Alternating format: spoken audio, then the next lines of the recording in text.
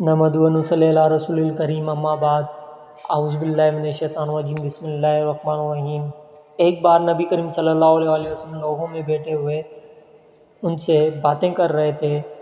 اتنے میں ایک دیہاتی آپ کے پاس آیا اور پوچھنے لگا کہ قیامت کب آئے گی۔ آپ صلی اللہ علیہ وسلم اپنی گفتگو میں مصروف رہے۔ بعض لوگ جو مجلس میں تھے کہنے لگے آپ صلی اللہ علیہ وسلم نے دیہاتی کی بات سنی لیکن پسند نہیں آئی کہ، اور بعض کہنے لگے کہ نہیں بلکہ آپ نے اس کی بات سنی ہی نہیں۔ جب آپ اپنی باتیں پوری کر چکے تو میں سمجھتا ہوں کہ آپ صلی اللہ علیہ وسلم نے یوں فرمایا، وہ قیامت کے بارے میں پوچھنے والا کہاں گیا؟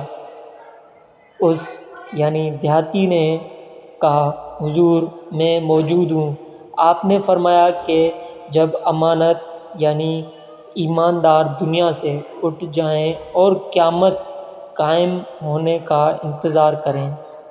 اس نے کہا ایمانداری اٹھنے کا کیا مطلب ہے؟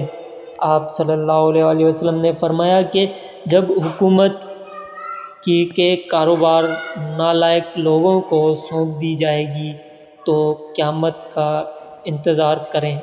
صحیح بخاری حدیث نمبر 59۔ دوستو اس ویڈیو کو ثواب کی نیت سے شیئر کریں، سبسکرائب کریں اور لائک ضرور کریے گا۔